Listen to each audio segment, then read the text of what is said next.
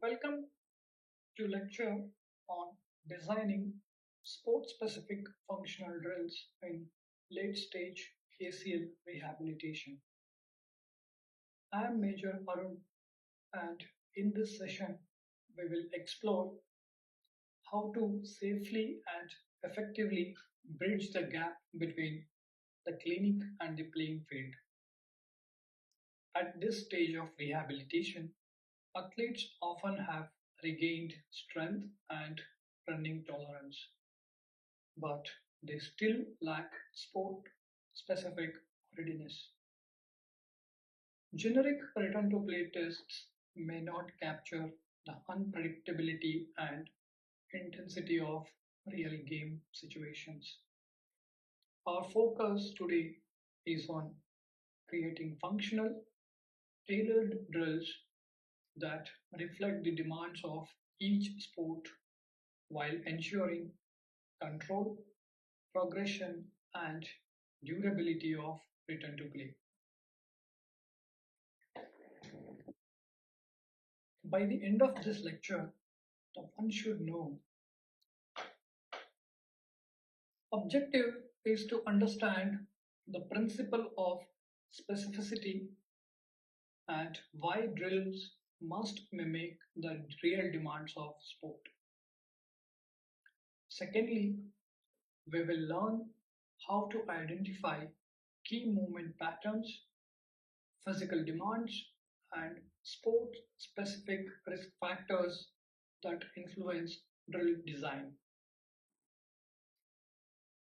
We will show you how to apply graded progression strategies, building complexity step by step to design safe but challenging drills. And finally, we will cover how to evaluate readiness and monitor risk factors, ensuring drills prepare the athletes for competition rather than expose them to premature injury risk. By achieving these objectives, you will gain a practical framework for late-stage ACL rehabilitation. Why these sport-specific drills are important. Traditional return-to-play protocols often fail because they do not prepare athletes for the chaotic, unpredictable environment of sport. Sport-specific drills replicate game intensity, complexity, and unpredictability while allowing athletes to rebuild confidence under controlled exposure. Planned tasks can disguise lingering deficits in proprioception, neuromuscular control, and reaction time. Adding unplanned sport-specific challenges better prepares the knee and the athlete's mind for real situation. These drills, therefore, form the bridge between clinical rehabilitation and actual competition, supporting both safer and more durable return to play. Let us focus on few important principles of drill design. There are 4 key principles of designing functional drills. The one is very important is specificity of the drill. Each drill should mimic the exact position, the exact movement, and exact stimuli of the athlete's particular sport. Variability. Avoid repetitive and predictive drills. Real sport involves diverse and chaotic patterns. Progressive overload. This is the one aspect of whenever we considering preparation of designing a program or a drill. We should gradually scale the speed, load, and cognitive complexity as the athlete adapts to previous loads. Cognitive integration. Embed decision making and reactivity into drills so that physical execution is linked with perception and quick thinking. Together, these principles ensure drills build not just strength and power but also sports readiness. Readiness before sports drills. Before we introducing any sports specific drills, the athlete must demonstrate baseline readiness criteria. Joint status should be stable with pain under 3 out of 10 in numerical pain rating scale. There should be no effusion and there should be pain-free range of motion. Functional control should be demonstrated with hop symmetry and it should be less than 10% difference when compared to contralateral limb combined with good landing mechanics. Strength levels should reach at least 90% limb symmetric index for quadriceps and hamstring before unrestricted return to sport box, with at least 80% symmetry acceptable for earlier run or landing progression. Finally, psychological readiness is essential. Anterior cruciate ligament return to sports index scores above 55 indicate adequate confidence for unrestricted team practice. Without these prerequisites, introducing complex drills can overload the athlete and risk of re-injury. Many times we say quality is more important than quantity. The movement quality as the foundation in designing functional sport-specific drills. Movement quality forms the foundation of every functional drills. Athletes must maintain multiplanar control, avoiding valgus collapse, compensating with trunk lean or knee dominant landings during drop jumps or plyometric jumps. Hip dominant soft landings should be mastered before increasing jump height or speed in plyometric drills or specific functional drills. Progression should follow a clear pathway, bilateral squatting pattern to unilateral squats, then double leg to single leg landings.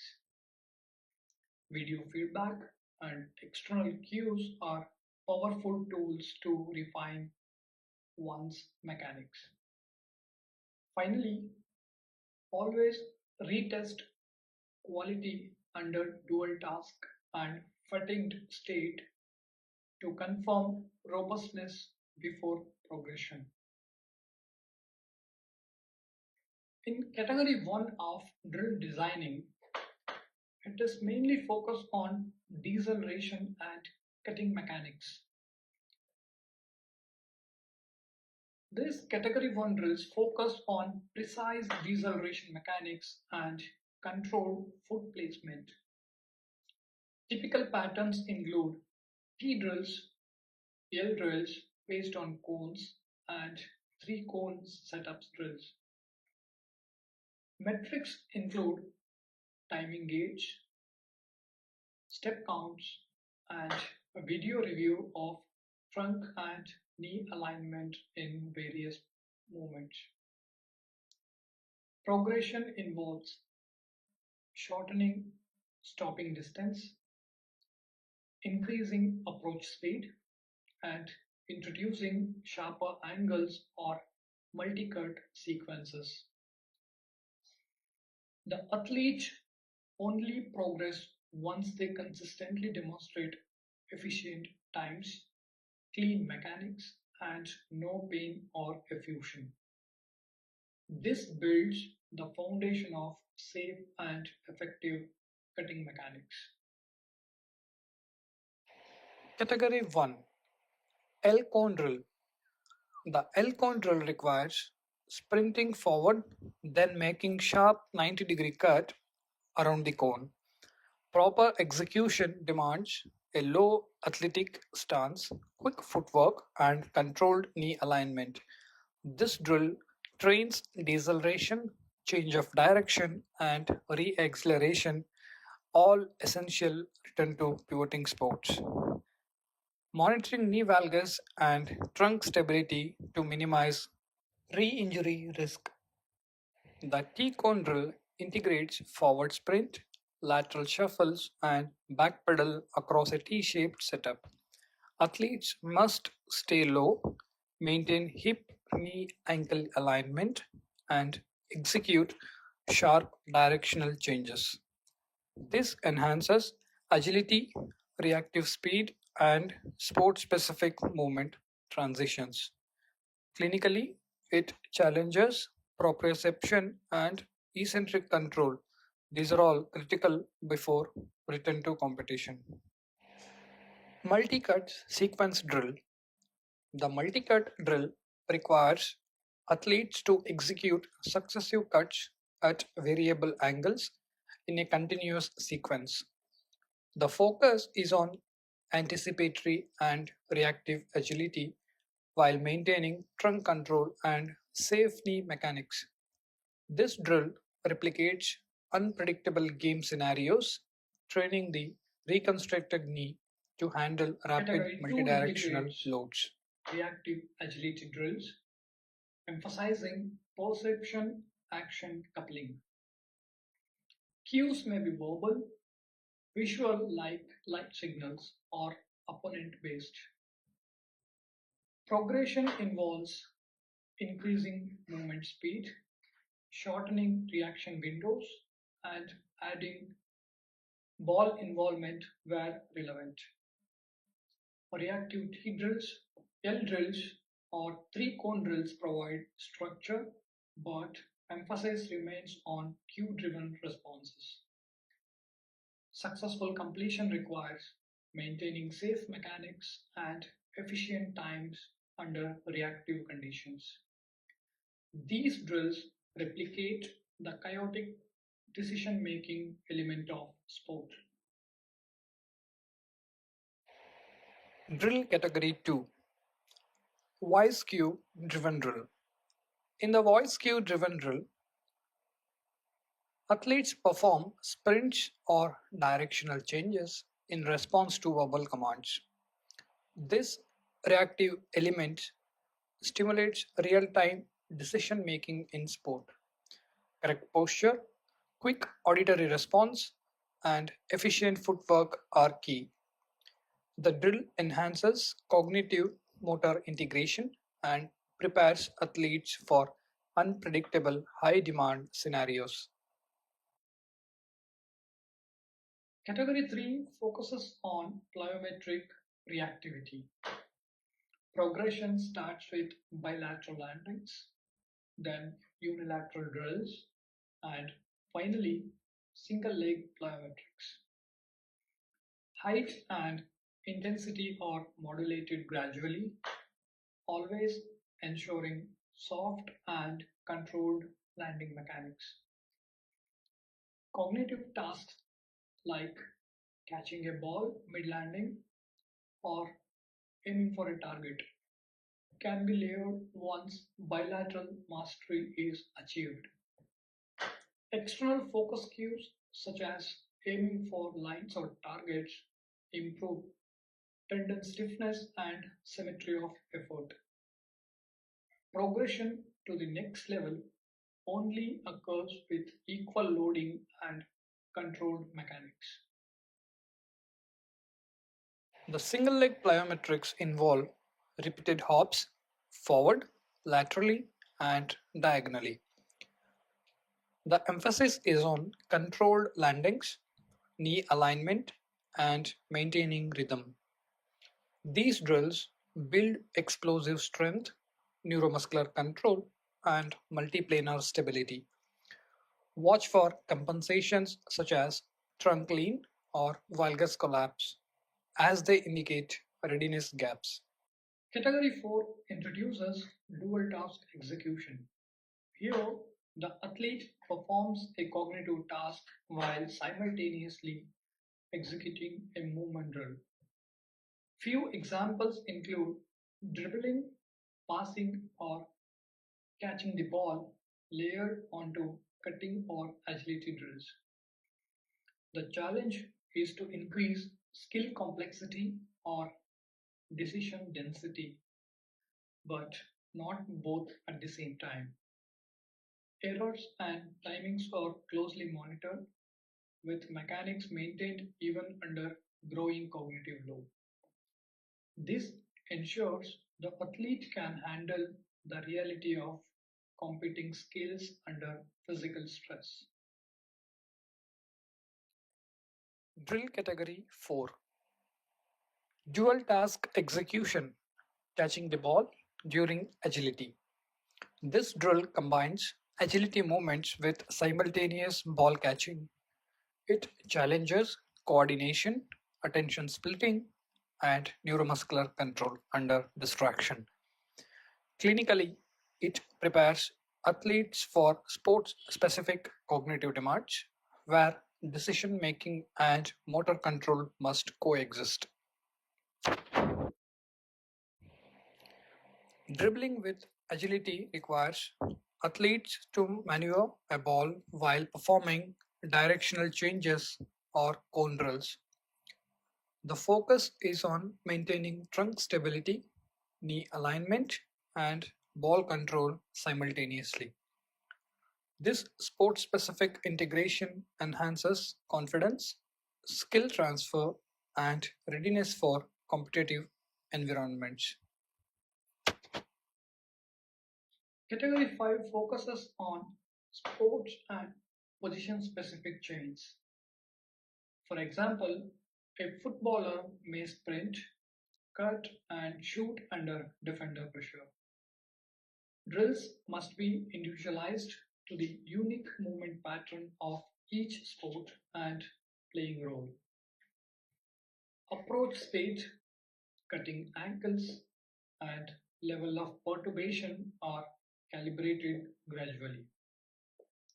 Time repetitions are recorded, and video review allows comparison to pre-injury footage or team norms. This represents the final bridge between structured rehabilitation and true competitive demands. Integrating fatigue while designing sport-specific drills. Fatigue integration is a critical but often overlooked component.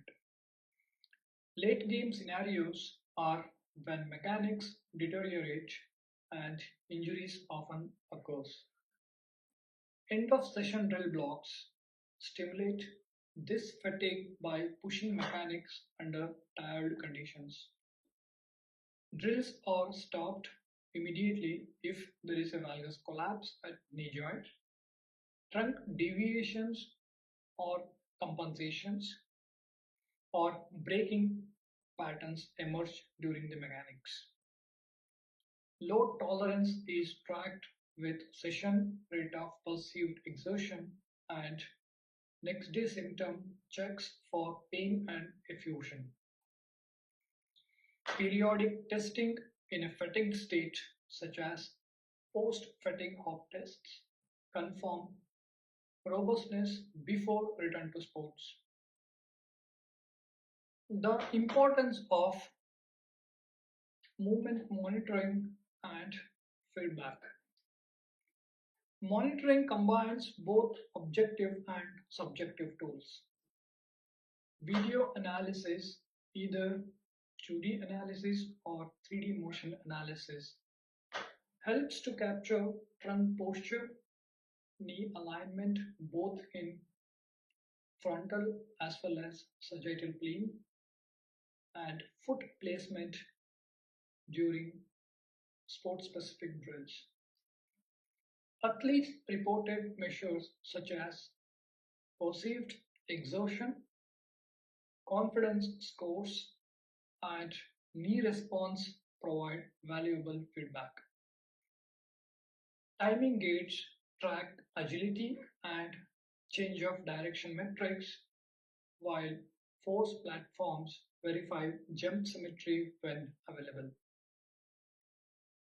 Integrating these measures ensures athletes are assessed both numerically and qualitatively, creating a complete picture of readiness. In conclusion, sport-specific functional drills are the final bridge from structured rehab to unrestricted competition. Progression should move from controlled, planned drills into multidirectional and unplanned sport-specific scenarios. Drill design must integrate neuromuscular control, neurocognitive challenge, and technical skill execution. Success is defined not only by safe return to sport, but by performance restoration to pre-injury or higher levels. With careful design, monitoring, and progressive overload, athletes can achieve durable, confident return to play. These principles are grounded in recent evidence, including the ASPETA Clinical Practice Guideline, Wilk's work on advanced ACL rehabilitation, and Buckthorpe's 10-task progression framework. Emerging research such as Thomas and colleagues' work on neurocognitive and neuromuscular rehabilitation further supports the integration of cognitive load into late-stage drills. By combining this evidence with individualized sport-specific planning, we can maximize both safety and performance. For optimal recovery, it is essential to follow the rehabilitation exercises in the demonstrated sequence, beginning each session with a structured warm-up and concluding with an appropriate cooldown. This systematic approach ensures that each step builds on the previous phase, promoting safe, effective, and progressive rehabilitation. Patient videos and images shown in this presentation are used with prior informed consent. Jai Hind.